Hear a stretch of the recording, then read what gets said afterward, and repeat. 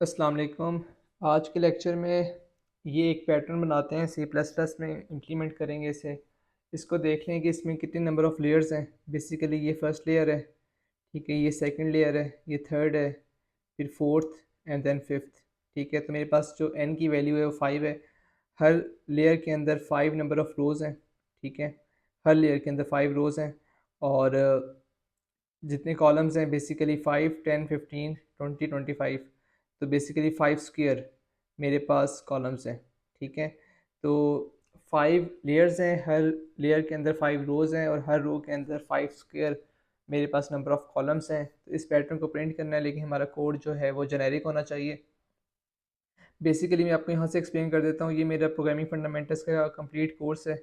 अगर आप करना चाहते हैं तो डिस्काउंट अवेल कर सकते हैं। वेबसाइट का लिंक भी गिवन है। आप कूपन कोड अप्लाई करेंगे तो आपको डिस्काउंट मिल जाएगा। इसमें ड्रायरन्स भी हैं एंड एवरीथिंग जो प्रोग्रामिंग फंडामेंटल्स के लिए रिक्वायर्ड है। अच्छा, इसकी एक एक्सरसाइज है जिसमें मैंने ये पैटर्न बनाया था, उसका प्रीव्यू लेक्चर है। और यहाँ पर फॉर एग्जांपल जब n की वैल्यू 5 है तो 5 लेयर्स हैं। ठीक है, हर लेयर के अंदर 5 रोज़ हैं और हर रो के अंदर 25 कॉलम्स हैं। सिमिलरली अगर मेरे पास जो इनपुट है वो 3 है, तो यहाँ पे 3 लेयर्स हैं।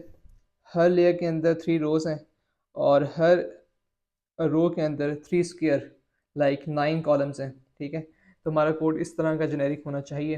तो इसको कोड कर लेते हैं, मुश्किल नहीं है। तो मेरे पास फॉर एग्जांपल n की वैल्यू 5 है, इसको बाद में चेंज कर लेंगे। तो लेयर्स की वैल्यू भी 5 है, रोज़ की वैल्यू भी 5 है और हर रो के अंदर जो कॉलम्स हैं वो 25 हैं। ठीक है, तो इसको कोड करते हैं। ये मैं रिमूव कर देता हूँ फॉर द टाइम बीइंग। अच्छा, मैंने कहा कि नंबर ऑफ़ लेयर्स के ऊपर हमारा पहला लूप होना चाहिए। For example int i equals to 1, i is less than equal to layers i plus plus. ठीक है, तो ये मेरा लेयर का लूप है और हर लेयर के अंदर मैंने कहा कि कुछ रोज़ हैं, तो उसके लिए हम लगाते हैं लूप। और यहाँ पर मुझे वेरिएबल का नाम चेंज करना चाहिए। फॉर एग्जांपल मैं लेयर रख देता हूँ। तो layer is less than equal to layers and layer plus plus. ठीक है, ताकि यहाँ पर मैं आई वेरिएबल यूज़ कर सकूँ। Int i equals 1, i is less than equal to रोज़। ठीक है, आई प्लस प्लस। और हर रो के अंदर बेसिकली कुछ कॉलम्स हैं, तो what I can write is for int j equals 1, j is less than equal to columns and j plus plus।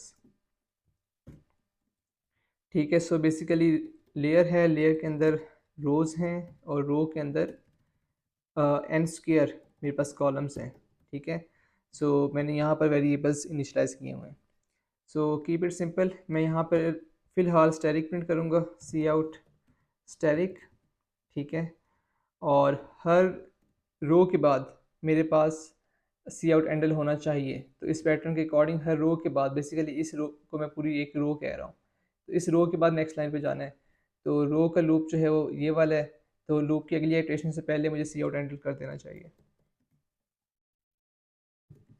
तो इसको एक दफ़ा कंपाइल करके चेक कर लेते हैं और हमारा कोड सही चल रहा है या नहीं। इसके लिए मैं सी आउट लेयर भी करना चाहता हूँ। ठीक है, एंडल फॉर एग्जांपल लेयर कि मेरे पास कौन सी लेयर चल रही है and cout endl again.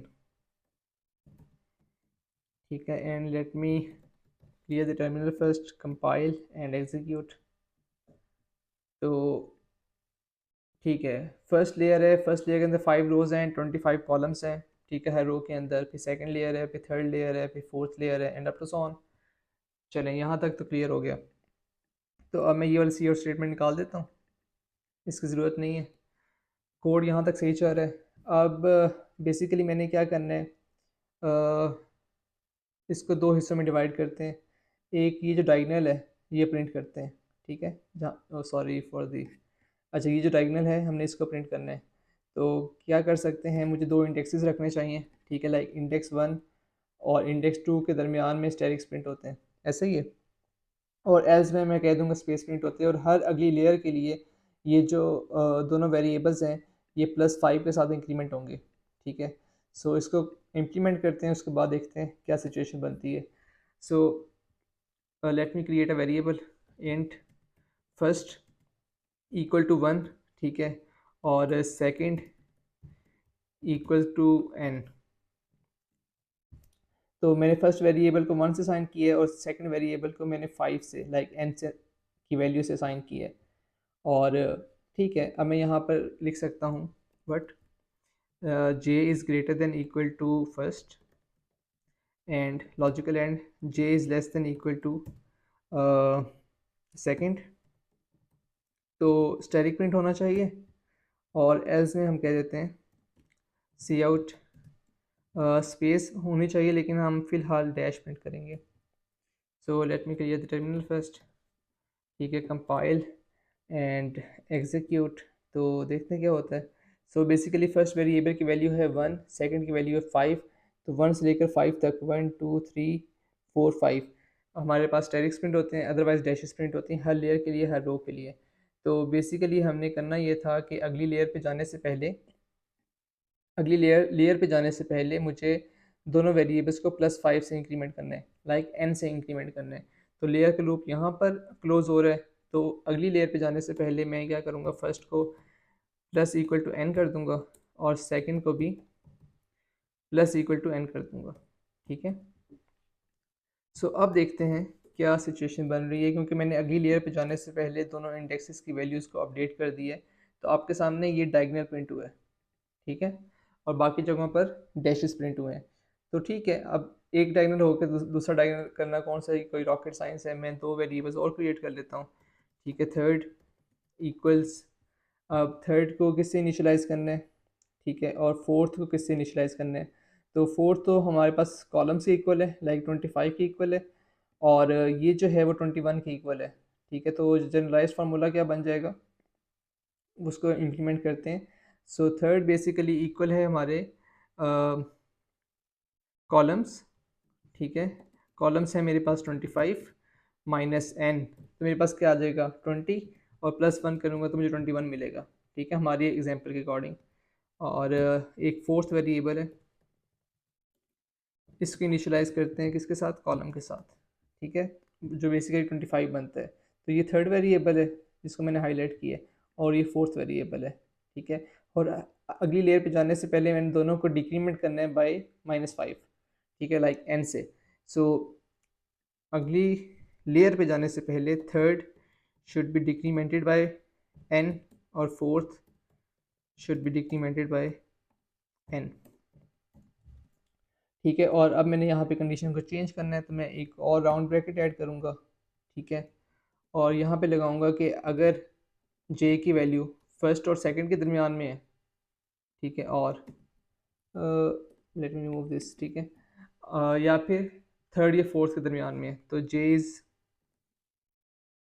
Is greater than equal to fourth, sorry third, मैंने रेंज डिफाइन करनी, right, and j is less than equal to fourth. ठीक है, तो स्टैटिक प्रिंट होना चाहिए, अदरवाइज डैश प्रिंट होनी चाहिए। सो let me clear the terminal first, compile and execute. तो ये पैटर्न बनता है। अब मैं काम करता हूँ, डैश को रिप्लेस कर देता हूँ स्पेस के साथ। सो let me clear the terminal again, compile and execute. तो ये पैटर्न काफ़ी आसान था, सिर्फ दिखने में मुश्किल लगता है, जिसकी वजह से शायद स्टूडेंट कहते हैं कि सर ये बहुत मुश्किल है, नहीं हो सकता, बट एक्चुअली हो जाता है। ये सिर्फ आपका माइंडसेट होता है। तो ये पैटर्न बनते हैं। फर्स्ट और सेकंड के दरमियान में जब मैंने प्रिंटिंग की और हर लेयर के लिए इंक्रीमेंट किया, तो ये डायगोनल बेसिकली प्रिंट हुआ है। और थर्ड और फोर्थ को मैंने डिक्रीमेंट करता गया हर अगली लेयर के लिए, तो बेसिकली ये वाला डायगोनल प्रिंट हुआ है। और एल्स में स्पेसिस प्रिंट होती हैं, वेरी सिंपल। तो ये पैटर्न था। डिफरेंट इनपुट के चला के देख लेते हैं। फॉर एग्जांपल 3 के लिए, या फिर चलें 7 के लिए। अब 7 बस प्रिंट हो जाए, बाकी चलें हो गया, वेरी गुड, क्योंकि टर्मिनल का एक साइज़ होता है डेफिनेटली। तो आप अगर आप इसको देखें तो 7 रोज़ हैं हर लेयर के अंदर, तो 1 2 3 4 5 6 7 7 लेयर्स हैं, हर लेयर के अंदर 7 रोज़ हैं, और हर रो के अंदर 7 स्क्वायर लाइक 49 कॉलम्स हैं। ठीक है, तो उस हिसाब से फर्स्ट और सेकंड थर्ड और फोर्थ वेरिएबल की वैल्यूज असाइन हुई हैं, और हर अगली आइट्रेशन के लिए वो सेम रहती हैं जब रोज़ की आइट्रेशन की बात हो रही है। लेकिन जब लेयर चेंज होती है तो इंडेक्सेस की वैल्यू अपडेट होती है। तो टेक अवे ये है इस एक्सरसाइज का कि आपने हैंडल किया है हर रो के लिए, लेकिन इंडेक्सेस को चेंज किया है अगली लेयर के लिए। ठीक है। सो आप इसको प्रैक्टिस करें, मुश्किल नहीं था मेरे ख्याल में, लेकिन प्रैक्टिस करना ज़रूरी है। And I will see you in the next lecture. Channel को सब्सक्राइब करें। Thank you so much.